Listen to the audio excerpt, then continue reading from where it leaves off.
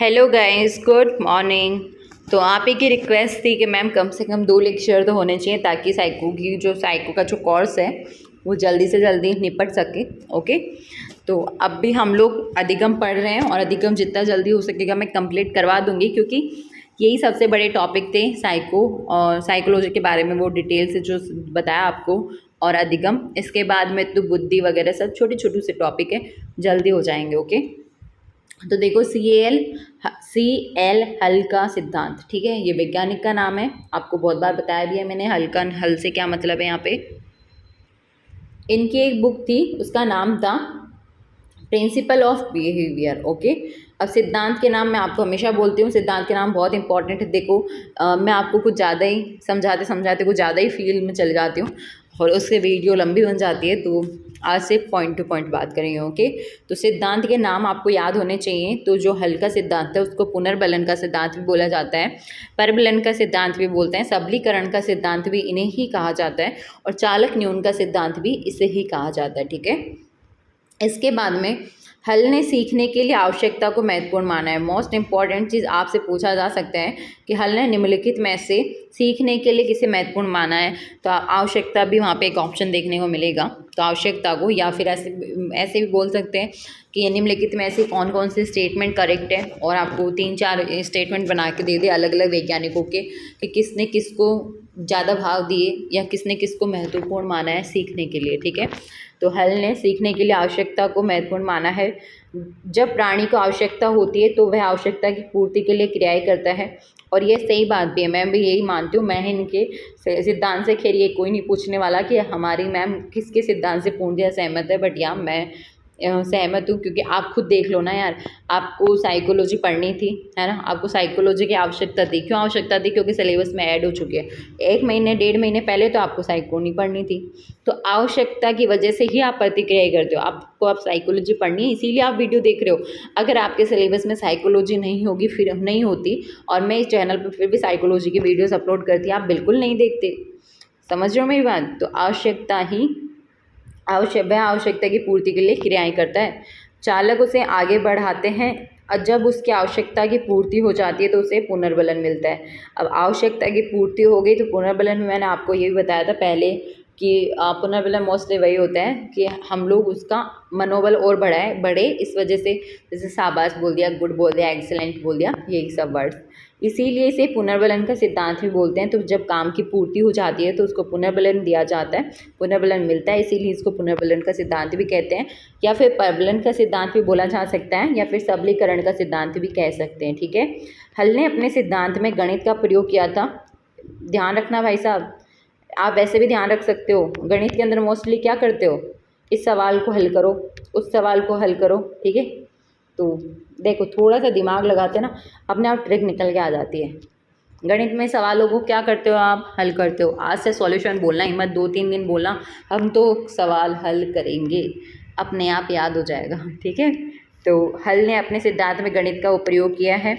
हल ही एकमात्र ऐसा विद्वान है जिसने अधिगम के सिद्धांत में गणित का प्रयोग किया है। मोस्ट इम्पॉर्टेंट, वेरी इंपॉर्टेंट, इसीलिए कहती हूँ कि चीज़ें इंपॉर्टेंट है, हाईलाइट तक करिए यार, अब तो पढ़ लो।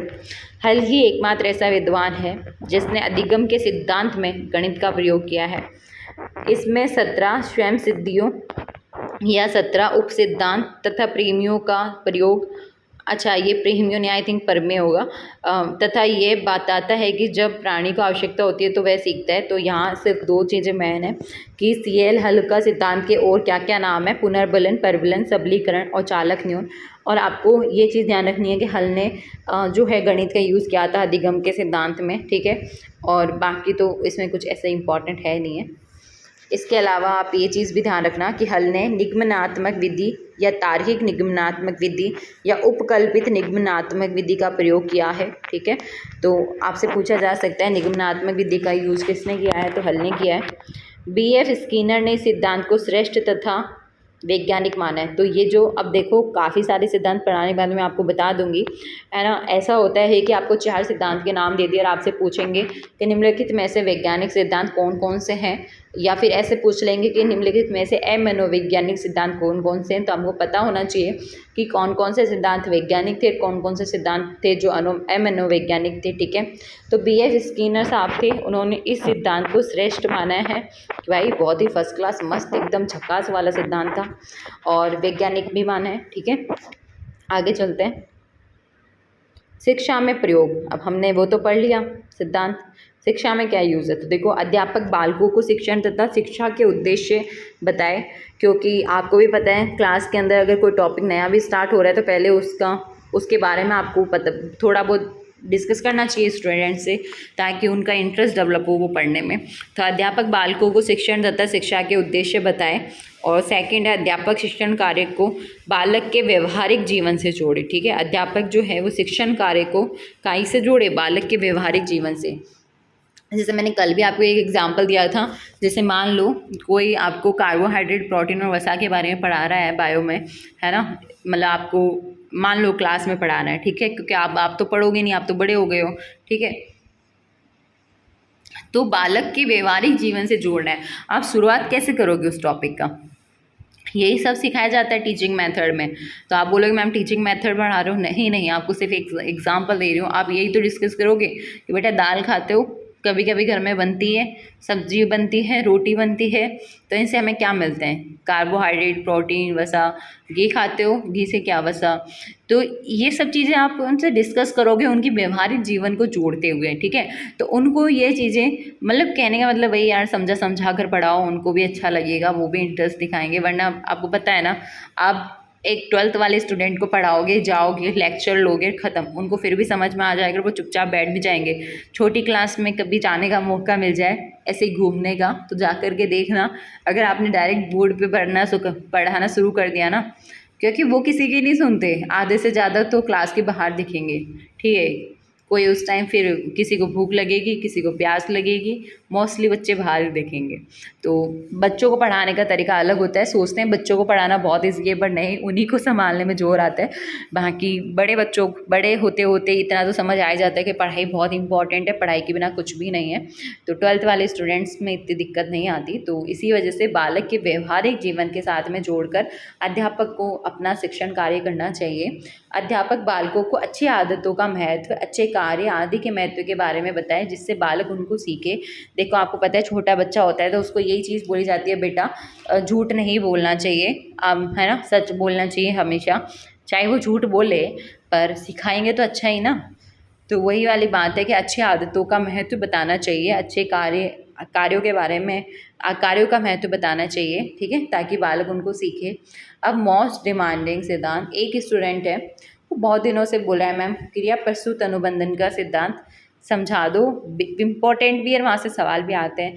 तो देखो आपको भी पता है टॉपिक वाइज चल रही हूँ मैं, तो ऐसे ही मैं आपको अगर एक सिद्धांत में दिक्कत है तो मैं बीच में टॉपिक छोड़ के आपको डायरेक्ट वो नहीं बता सकती, बट टेंशन ना लो, सब पढ़ा दूँगी। ठीक है, तो अब इतना तो पता चल ही गया। ये सिद्धांत दिया किसने, तो क्रिया प्रसूत अनुबंधन का जो सिद्धांत है वो दिया है BF स्किनर ने। कब दिया था, 1938 ईस्वी में दिया था। ईस्वी बहुत कम पूछी जाती है, रेयरली, बट फिर भी ध्यान रख सकते हो। ठीक है, इन्होंने एक बुक भी लिखी थी, इसको मौलिक व्यवहारवादी सिद्धांत भी बोलते हैं। ठीक है, नहीं, मौलिक व्यवहारवादी विद्वान थे, कौन थे, BF स्किनर। ठीक है, और इन्होंने एक बुक लिखी थी साइंस एंड ह्यूमन बिहेवियर, कब, 1953 के अंदर। और सिद्धांत के नाम आपको, ये तो मैंने पहले ही बोला है, नाम तो पता ही होना चाहिए। क्रिया प्रसूत सिद्धांत, अनुबंधन का सिद्धांत, नैमित्तिक अनुबंधन का सिद्धांत, क्रियाशील सक्रिय अनुबंधन का सिद्धांत, और साधनात्मक अनुबंधन का सिद्धांत। ठीक है, इसको RS थ्योरी भी बोला जाता है, ऑपरेंट कंडीशनिंग थ्योरी। अब वही जो मैंने आपको बताया ना यार, उसी को इंग्लिश में लिख रखा है। ये ध्यान रखना, इन्होंने प्रयोग किस पे किए, इन्होंने प्रयोग किए थे चूहे तथा कबूतर पे। अरे पूछ लिए जाते हैं यार कि कौन से वैज्ञानिक ने कहाँ पे प्रयोग किए। अब देखो मनोविज्ञान में अनुबंधन, है ना, तो अनुबंधन से रिलेटेड पावलोव शास्त्रीय प्राचीन अनुबंधन का सिद्धांत दिया। सहज व्यवहार, प्रतिक्रियात्मक व्यवहार, अनिच्छिक व्यवहार, है ना। स्किनर ने क्रिया प्रसूत अनुबंधन या ऐच्छिक क्रिया के बारे में बताया, ऐच्छिक क्रिया प्रसूत व्यवहार, स्वतंत्र व्यवहार। तो आपको यही बताया कि अनुबंधन के बारे में किन किन ने चर्चा की थी। ठीक है, क्योंकि बहुत बार ऐसा होता है कि ऐसे पूछ लेते हैं कि निम्नलिखित में से कौन से वैज्ञानिक है जिन्होंने अनुबंधन के बारे में कुछ चर्चा ही नहीं की थी। क्योंकि आपको पता है ना, आजकल सवाल थोड़े टफ से आने लग गए। आप बताओ, आप वो वही स्टूडेंट ये वाला सवाल सही कर पाएगा जिसको ये पता होगा कि किस किस ने अनुबंधन का जिक्र किया था या किस किस ने इनकी इसके बारे में चर्चा की थी। तो देख लो, आपको हर सिद्धांत के बारे में नॉलेज होगी तभी जाके आप ये सही कर सकते हो, वरना तो। और सही नहीं वाले सवाल तो सबसे ज़्यादा गलत होते हैं, क्योंकि वहाँ पे अगर आपको सही ढूंढने के लिए बोले, है ना, तो 3 गलत है, 1 सही है, आप फिर भी ढूंढ लोगे, वहाँ तक पहुँच जाओगे। बट सही नहीं में सही तो सबको याद रहते हैं, क्योंकि पढ़ाई करते हो तब सही तो पढ़ते हो, गलत थोड़ी पढ़ते हो हर चीज़। बट वहाँ 3 सही है और 1 गलत है, आपको वो गलत ही छांटना है, वहाँ गलतियाँ हो जाती हैं।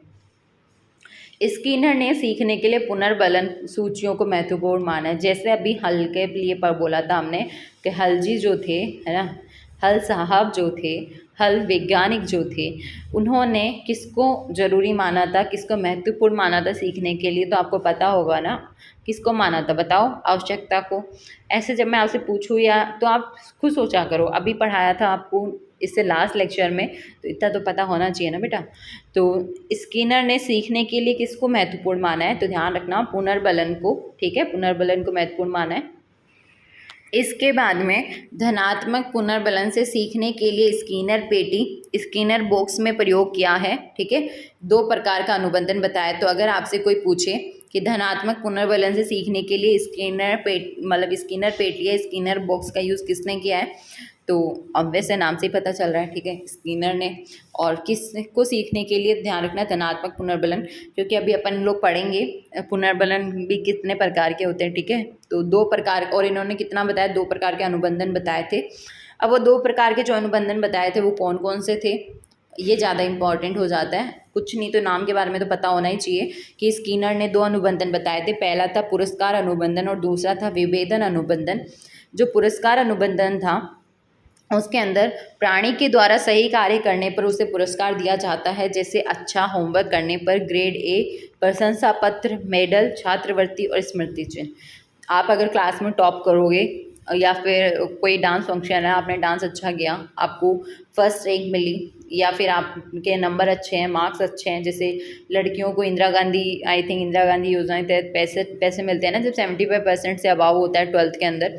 तो ये सब चीज़ें क्यों मिलती है आपको? क्योंकि आपने अच्छा कार्य किया है, सही कार्य करने पर उसे पुरस्कार दिया जाता है ना, तो वो पुरस्कार अनुबंधन होगा। विभेदन अनुबंधन, अनेक उद्दीपकों से सही कार्य के लिए उसे सही उद्दीपक को छांटना। मतलब अनेक उद्दीपक है, बहुत सारे उद्दीपक है, मान लो, अब आपको सिर्फ सही कार्य के लिए इनमें से एक सही उद्दीपक छांटना है। ठीक है, तो वो विभेदन उद्दीपन, नाम से ही पता चल रहा है विभेदन, मतलब बहुत सारे पढ़ रहे हैं, वहाँ पे से कुछ छांटना। ठीक है, जैसे आरपीएससी के एग्ज़ाम में एक क्वेश्चन के 4 ऑप्शन होते हैं। ठीक है, 4 ऑप्शन में से आपको एक ही तो छांटना है। और ऐसे ही तो देखो, इसमें जो एग्जाम्पल दे रखे हैं ना, वो बिल्कुल एग्ज़ाम वाले दे रखे हैं, तो थोड़ा अच्छा लगता है पढ़ के और पढ़ा के। अब देखो, दंड पिटाई को ऋणात्मक पुनर्बलन नहीं माना जाता, शाब्दिक ऋणात्मक पुनर्बलन होता है। अब आपको लग रहा होगा कि धनात्मक पुनर्बलन तो भाई पुरस्कार देना हो गया, तारीफ करना हो गया, राइट। बट ऋणात्मक पुनर्बलन क्या है? पिटाई करना तो नहीं है। ये चीज़ ध्यान रखना, बाई चांस आपको सवाल दे के पूछ ले दंड किस प्रकार का पुनर्बलन है और आप कर दो भाई ऋणात्मक, नहीं बाबा, ये शाब्दिक ऋणात्मक पुनर्बलन होता है। ओके, स्किनर ने सीखने के लिए ऋणात्मक पुनर्बलन का भी प्रयोग किया था। तो भाई स्किनर ने सीखने के लिए ऋणात्मक पुनर्बलन का भी प्रयोग किया है, और ऋणात्मक पुनर्बलन से सीखने के लिए सटल में प्रयोग किया था तथा 2 प्रकार का अनुबंधन बताया। अब जैसे अभी आपको मैंने चर्चा की थी धनात्मक, है ना, धनात्मक पुनर्बलन के टाइम पे कि 2 प्रकार का अनुबंधन बताया, उसी तरह से ऋणात्मक पुनर्बलन की अगर बात करें तो यहाँ पे भी 2 तरह का इन्होंने अनुबंधन बताया है। पहला है पलायन अनुबंधन। तो देखो, इसमें अनुचित क्रिया करने पर, है ना, इसमें अनुचित क्रिया करने पर ऋणात्मक पुनर्बलन से उचित क्रिया सिखाई जाती है। मतलब किसी ने कोई गलती करी, जैसे बालक के द्वारा बिस्तरों पर पानी फेंक दिया, होगा कोई शरारती बालक, है ना। वैसे बालक शरारती ही अच्छे लगते हैं, बट इतने शरारती किस काम के जो मम्मा के लिए काम बढ़ाए। तो बालक के द्वारा बिस्तरों पर पानी फैला दिया, खिलौने तोड़ दिए, है ना, तो उसे क्या पड़ेगी? डांट पड़ेगी, फटकार पड़ेगी, है। और क्या सिखाया जाएगा उसको कि भाई ये गलत है, ये नहीं करना चाहिए, आपको सही काम सही से उसको सही सीख दोगे कि बेटा ऐसा मत करो, ये गलत बात है ना। या जैसे किसी ने मम्मा का कंगन छुपा लिया या फिर किसी के पैसे उठा लिए, अब उनको क्या पता कि पैसे हैं या कंगन है, बट फिर भी आप यही कहोगे ना, बेटा चोरी करना गलत बात है, किसी से बिना पूछे किसी की चीज़ उठाना बहुत गलत बात है। तो वही चीज़ है कि आप किसी ने कोई अनुचित क्रिया करी तो ऋणात्मक पुनर्बलन के द्वारा उसको उचित क्रिया सिखाया हमने, वो पलायन अनुबंधन में आता है। अध्यापक कक्षा में प्रश्न पूछता है, बालकों के द्वारा उत्तर नहीं बताने पर उनको ऋणात्मक पुनर्बलन से उत्तर सिखाना। अब बालकों से सवाल के आप अध्यापक ने बोल दिया कल मैं प्रश्न पूछूंगा इस टॉपिक से, फिर भी बालक याद नहीं करके आए, अरे अपने दिन याद आ रहे हैं क्या स्कूल वाले हैं? कोई बात नहीं, सबके दिन वो ऐसे ही चाहते हैं, ठीक है। जो आपको बड़ी से बड़ी कोचिंग में पढ़ा रहे हैं ना, उनके भी स्कूल डेज ऐसे ही थे। तो बालकों के द्वारा उत्तर नहीं देने पर उनको ऋणात्मक पुनर्बलन मिलता है और फिर उनको उत्तर सिखाया जाता है। अब परिहार अनुबंधन, तो जब प्राणी के द्वारा अनुचित क्रिया की जाती है तो उसे सही कार्य करने के लिए अवसर देना।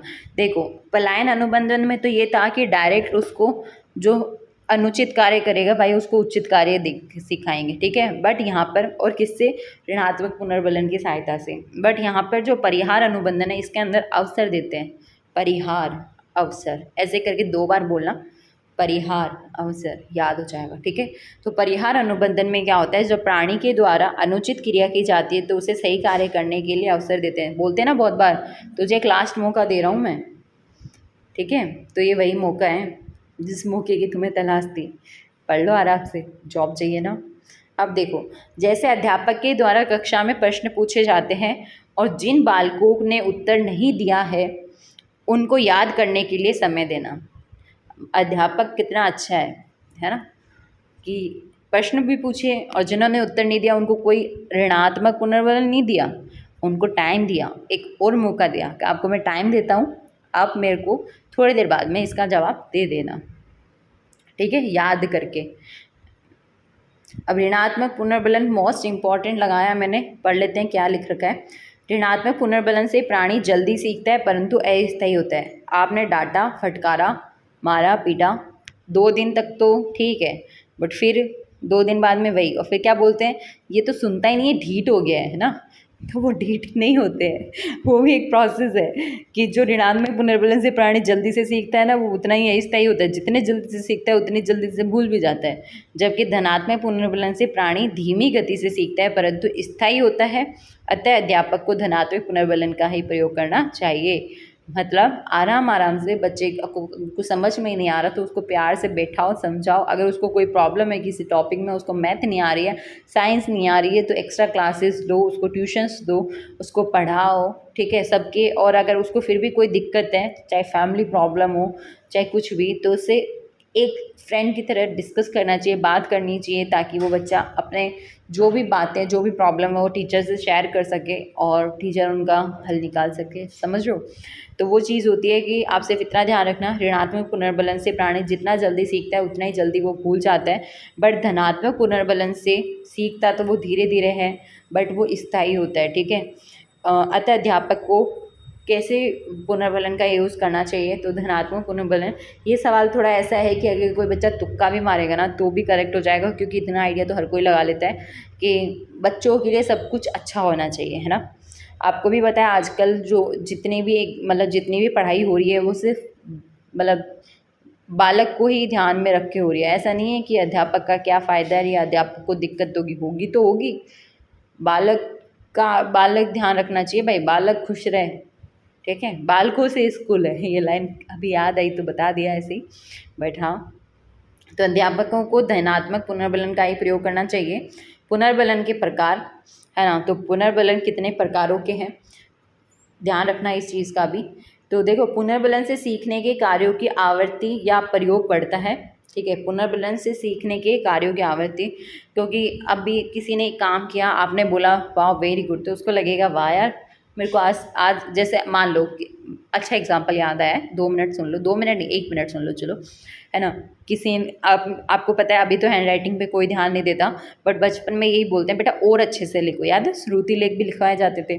तो आपने एक बार लिखा, आपकी राइटिंग बहुत गंदी सी, फिर भी टीचर बोलेंगे गुड, उसके बाद में आप सोचोगे यार आज तो मुझे गुड मिला है, मेरे को कल एक्सीलेंट चाहिए, तो वो सच में ट्राई करेगा और अच्छा लिखने का। मतलब उससे तो बेटर ही लिखने का ट्राई करेगा, है ना। तो उसी कार्य को, सीखने के कार्य की क्या हो गई, आवृत्ति ज़्यादा हो गई, उसका प्रयोग क्या हो गया, बढ़ गया। किसकी वजह से, सिर्फ गुड से एक्सीलेंट लेने की लालच में, समझ रहे हो। बट फ़ायदा है ना, सीखने की कार्यों की आवृत्ति बढ़ गई है। और अगर आप डायरेक्ट एक्सीलेंट दे देते तो नहीं, हमें तो अब एक्सेलेंट ही मेंटेन करके रखना है, समझ रहे हो। कोई भी एक स्टेज पे पहुंचने के बाद में कभी वापस नहीं आना चाहता। कभी किसी को एक्सेलेंट देने के बाद में नोट डाल देना, कभी होमवर्क, कभी आप ट्यूशन वगैरह भी पढ़ाते हो तो नोट डाल के देखना, बेचारा बच्चे आधा सदमे में चला जाएगा, यार कल तो एक्सेलेंट मिला था, आज नोट डाल दिया कि राइटिंग सुधारें। ऐसा थोड़ी होता है। धनात्मक ऋणात्मक, है ना। तो जो पुनर्बलन के प्रकार है, तो देखो 2 प्रकार का होता है, धनात्मक ऋणात्मक। ऋणात्मक के अंदर भी शाब्दिक होता है, अशाब्दिक भी होता है। जैसे अभी मैंने आपको बताया था, जो दंड वाला था वो शाब्दिक ऋणात्मक वाला था, ठीक है। धनात्मक में भी शाब्दिक और अशाब्दिक होता है। शाब्दिक के अंदर बोलकर आता है, मतलब बोलकर समझाया जाता है, और अशाब्दिक में संकेतों के माध्यम से। अब ये भी 2 तरह के होते हैं। शाब्दिक के अंदर मुख्य मुख्य होता है, गौण होता है, ठीक है। मुख्य को ही प्राथमिक बोला जाएगा और गौण को द्वितीयक। और वैसे ही संकेतों के माध्यम में भी मुख्य और गौण होता है। तो आपको आई होप ये टाइप, अगर आपको लगे ना थोड़ा सा मैम जल्दी जल्दी बोल के आगे चलेगी, वैसे तो मैं आपको पूरा टाइम देती हूँ साथ ही साथ लिखने का, बट फिर भी तो एक काम किया करो, थोड़ा सा देख आकर स्क्रीनशॉट क्लिक कर लिया करो, ठीक है। अब बोलोगे मैम ये तो हमें पता ही था, तो बेटा और मैं क्या बता सकती हूँ, ठीक है। अब देखो पुनर्बलन देने की विधियाँ। अभी कोई भूला तो नहीं है ना कि ये वही सिद्धांत चल रहा है, क्रिया प्रसुप्ति वाला सिद्धांत या स्किनर वाला सिद्धांत। बेटा ये उसी में है, क्योंकि उन्होंने सबसे ज़्यादा महत्वपूर्ण किसको माना, पुनर्बलन को सीखने के लिए। पढ़ना तो पड़ेगा ना उसके बारे में। पुनर्बलन देने की विधियाँ कौन कौन सी है। सतत पुनर्बलन विधि, नई क्रिया को सिखाने के लिए इस विधि का प्रयोग किया जाता है। तो सतत पुनर्बलन विधि का प्रयोग कहाँ किया जाता है, तो ध्यान रखना, नई क्रिया को सिखाने के लिए। आंशिक पुनर्बलन विधि का यूज़ कहाँ किया जाता है, ये भूलने में बाधा उत्पन्न करती है, ठीक है। ये 4 प्रकार की होती है, तो ओनली 4 प्रकार के नाम देख लो आप। निश्चित अनुपात पुनर्बलन विधि, तो अब इसमें निश्चित अनुपात का नाम आया है, तो देख लो 2, 4, 6, 8, 10, 12 एक निश्चित एग्जाम्पल है। ऐसे ही परिवर्तित अनुपात पुनर्बलन विधि होता है, जिसके अंदर परिवर्तित हो गया तो ऑब्वियस चेंज होगा ही क्रम, तो 2, 7, 8, 16, 18 ये एग्जाम्पल है और कुछ नहीं। निश्चित अंतराल पुनर्बलन की बात करें तो देखो 3 मिनट, 6 मिनट, 9 मिनट, निश्चित अंतराल है ना 3-3 मिनट का। परिवर्तित अंतराल पुनर्बलन का तो 5 मिनट, 10 मिनट, 13 मिनट। तो आई नो ये मुझे भी इम्पॉर्टेंट इतना लगा नहीं, इस वजह से मैंने आपको हाईलाइट भी नहीं करा है। बट आपको सिर्फ 2 चीज़ ध्यान रखनी है कि पुनर्बलन देने की विधियाँ हैं वो 2 हैं, सतत पुनर्बलन विधि और आंशिक पुनर्बलन विधि। आंशिक पुनर्बलन विधि जो है वो 4 प्रकार की है। 4 प्रकार लिख तो लेना, याद हो चाहे ना हो, है ना। और सतत पुनर्बलन विधि ये मोस्ट इंपॉर्टेंट चीज़ है, ध्यान रखना। अगर आपसे कोई पूछे कि नई क्रिया को सीखने के लिए किस विधि का प्रयोग किया जाता है, और ऑप्शन में मिले सतत पुनर्बलन विधि, आंशिक पुनर्बलन विधि, और बाकी ऑप्शन बनाना तो ईजी होता है, कुछ भी बना के दे देंगे एग्जामिनर। तो ध्यान रखना सतत पुनर्बलन विधि, ठीक है। इसके बाद में महत्वपूर्ण क्रियाएं, तो महत्वपूर्ण क्रियाएं कौन कौन सी हैं वो भी इसी सिद्धांत से रिलेटेड है। आज हम सिर्फ इन्हीं को डिटेल में पढ़ेंगे, इसके बाद में फिर नेक्स्ट क्लास में पढ़ेंगे, ठीक है। तो आकृतिकरण, बहिर्गमन, पुनः प्राप्ति और टोकन इकोनॉमी। और मैंने आपको पहले भी बोला था अधिगम हो जाएगा जल्दी से कंप्लीट। हम आज वाली क्लास जितना ही और पार्ट बचा है, मतलब आज की क्लास तक जितना हो चुका है इतने ही पेजेस और हैं इन नोट्स के, तो इतनी ही क्लासेस और लगेंगी, मतलब वही मुश्किल से मान लो 1.5 घंटा, ठीक है। तो महत्वपूर्ण क्रियाओं में आकृतिकरण, बहिर्गमन, पुनः प्राप्ति और टोकन इकोनॉमी। टोकन इकोनॉमी थोड़ा डिफरेंट सा नाम है, अभी बताती हूँ क्या होता है। तो देखो सबसे पहले आकृतिकरण के बारे में देख लेते हैं। तो पुनर्बलन के माध्यम से बालक के व्यवहार को निश्चित आकार देना, जैसे हम चाहते हैं ना वैसा आकार देना, जो उसके लिए भी फायदेमंद हो, ठीक है। तो पुनर्बलन के माध्यम से बालक के व्यवहार को निश्चित आकार देना। जब बालक का अच्छा व्यवहार हो तो अध्यापक धनात्मक पुनर्बलन देता है, तथा जब गलत व्यवहार हो तो वहाँ ऋणात्मक पुनर्बलन देता है। इससे बालक अच्छे व्यवहार को सीख जाता है तथा गलत व्यवहार को त्याग देता है। सीधी सी बात है, आकृतिकरण निश्चित आकार देना। अब पता ही आपको बालक ने बहुत अच्छा काम किया है तो ऑब्वियस से धनात्मक पुनर्बलन देंगे ताकि वो उसको कंटिन्यू करे, और अगर कुछ गलत काम कर दिया तो उसको ऋणात्मक पुनर्बलन ही मिलने वाला है ताकि वो उस काम को दोबारा ना दोहराए, उसका त्याग कर दे, ठीक है। बहिर्गमन क्या होता है, तो जब अध्यापक किसी पुनर्बलन का बार बार प्रयोग करता है तो वह पुनर्बलन प्रभावहीन हो जाता है। जब अध्यापक किसी पुनर्बलन का बार बार प्रयोग करता है, ठीक है, तो वह जो पुनर्बलन होता है ना वो प्रभावहीन हो जाता है। ऐसे पुनर्बलन का जो प्रयोग है वो अध्यापक को नहीं करना चाहिए, ठीक है। कैसे का यूज़ नहीं करना चाहिए, मतलब जैसे कि एक टीचर है, वो चाहे आप एक सवाल का आंसर दो, चाहे 2 का दो, चाहे 3 का दो, चाहे 4 का दो, डेली यही बोलेगा गुड गुड गुड गुड है। आप भी सोचने लगोगे यार क्या है, रोज़ ही मिलता है ना, समझ रहे हो। तो इससे बेटर है एक दिन बोले बाप को ठीक है बेटा बहुत बढ़िया, एक दिन बोले शाबाश, एक दिन बोले एक्सेलेंट, एक दिन बोले वेरी गुड, एक दिन बोले गुड। तो आपको खुद को पता होगा कि गुड मतलब अभी और गुंजाइश है और बेटर करने की, वेरी गुड मतलब अभी और मैं ट्राई कर सकता हूँ एक्सेलेंट तक पहुँचने के लिए। तो वो आप पे प्रभाव छोड़ेगा कि यार गुड से काम नहीं चलना, अगली बार तो वेरी गुड ही मिलना चाहिए, है ना, वो वाली बात है। तो अगर अध्यापक बार बार एक ही पुनर्बलन का यूज़ करता है तो वह पुनर्बलन जो है प्रभावहीन हो जाता है, और ऐसे पुनर्बलन का प्रयोग अध्यापक को नहीं करना चाहिए, मतलब बार बार तो नहीं करना चाहिए, वो बहिर्गमन में आता है। पुनर्प्राप्ति में क्या आता है, तो प्रयोग नहीं किए जाने वाले पुनर्बलन का यदि अध्यापक कुछ समय बाद पुनः प्रयोग करता है तो वह पुनर्बलन पुनः प्रभाव डालने लगता है। अब कोई अध्यापक है वो थक गया भाई, बहुत बढ़िया बोलता बोलता, अब नहीं बोल रहा वो कुछ दिनों से, 1-1.5 महीने से, और 1-1.5 महीने बाद में आपके कानों में एक आवाज़ पड़े बहुत बढ़िया बेटा, आप सोचोगे वाह। तो आपको एक प्रभाव पड़ा ना, क्योंकि एक वो चीज़ है यार, डेली मान लो घर पे आप सब्जी रोटी खा रहे हो हैं, एक वो चीज़ होती है खा रहे हैं सब्जी रोटी खा रहे हैं, सब्जी रोटी खा रहे हैं। एक बार बताओ सब्जी रोटी को देख के कभी मुंह में ला रहा है कि क्या, नहीं। बट एक दिन दावत खाने चले गए, वहाँ पे तरह तरह की मिठाइयाँ हैं, आपकी मनपसंद चीज़ें हैं, तो मन तो करेगा ना, हाँ बड़े हो गए हो, बोलो को आप यही बोलोगे मैं हमारे लाड नहीं टपकती, बट एक चीज़ सोच के देखो, मतलब आपका मन तो करेगा ना खाने का, तो वो प्रभाव डाल रहा है ना वहाँ पे। बट अब आप डेली ही बाहर ही खाना खा रहे हो, शादियों का माहौल है, 5 दिन हो गए दावत करते खाते, आप सोचोगे यार घर का खाना सबसे बेस्ट है ना। तो वो चीज़ होती ही है कि जब घर का खाना खाते हो एक लंबे टाइम तक तो बाहर के खाने का मन करता है, जब बाहर रहते हैं बाहर का खाना खाते हैं लंबे टाइम तक तो घर के खाने की याद आती है।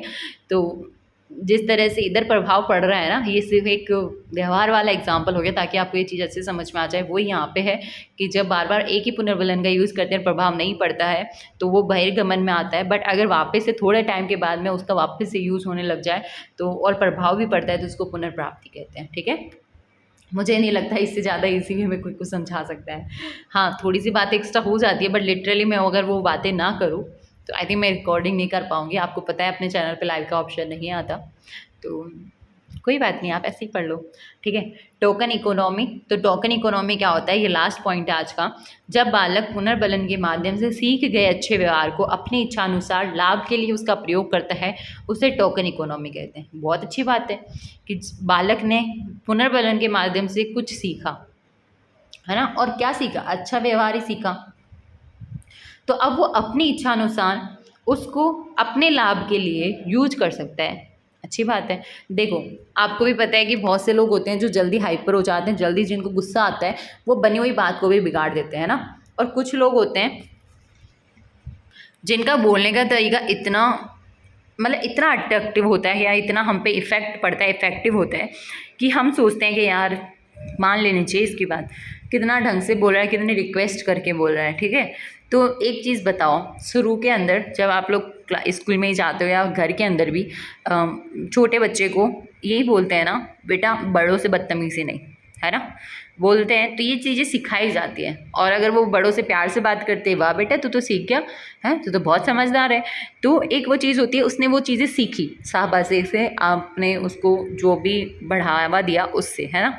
बट अब वो बड़ा हो गया और वो उसकी आदत में आ चुका है कि बड़ों से थोड़ा तमीज़ से पेश आना है, और आगे चल के वो कभी ऑफिस में काम कर रहा है या कहीं पे भी काम कर रहा है तो कोई उससे ऊपर वाली मतलब उससे ऊपर भी कोई होगा ना हेड, वो आ रहा है उससे बहुत प्यार से बात कर रहा है कि नमस्ते सर, ऐसी ऐसी बात है, ऐसी ऐसी प्रॉब्लम है, क्या आप इसे सॉल्व कर दोगे क्या, एक बोलने का तरीका बता रहे हो। तो उसने वो जो सीखा कि बड़ों से बदतमीज़ी नहीं करनी चाहिए, बड़ों के साथ में अच्छे से पेश आना चाहिए, वो उनके काम आया, है ना, अपने लाभ के इच्छा अनुसार। वो चाहता है कि ये काम हो, बट उसने अपनी किस कला का यूज़ में लिया जो उसने सीखा था पहले, राइट, समझ गए। अब इससे ज़्यादा ईजी एग्जांपल मैं नहीं दे सकती, और उसका फ़ायदा भी हो गया उस चीज़ से। तो ऐसे एग्जांपल मुझे याद आया तो मैंने आपको ये समझा दिया। और अगर आपको अभी भी नहीं समझ में आया तो कोई बात नहीं, आप सिर्फ इतना ध्यान रखो कि जब बालक पुनर्बलन के माध्यम से जो सीखता है अच्छे व्यवहार को, उसको अपनी इच्छानुसार अपने लाभ के लिए यूज़ में लेता है, उसको टोकन इकोनॉमी कहते हैं। क्योंकि टोकन इकोनॉमी नाम थोड़ा सा ऐसा है, तो प्लीज़ आप इसको ध्यान रखना थोड़ा, ठीक है। ऐसे अटपटे नाम जब एग्ज़ाम में आते हैं ना तो हवा भी नहीं लगती सवालों को, ऐसा लगता है कि ये कहाँ से पूछ लिया। अब अपन नेक्स्ट क्लास में देखेंगे। तो थोड़ा सा बचा है अब तो अधिगम कंप्लीट होने के बाद में अपन बुद्धि या फिर व्यक्तित्व पर्सनैलिटी वगैरह में से कुछ स्टार्ट करेंगे। मिलते हैं नेक्स्ट क्लास पे। और प्लीज़ यार जो लोग देख रहे हो वो तो कम से कम वीडियो को शेयर कर दिया कीजिए। मैं आपको हर बार बोलती हूँ, आपके घर में जितने भी फ़ोन है सबसे सब्सक्राइब कर दो, ठीक है। बाय, मिलते हैं नेक्स्ट वीडियो में, टाटा।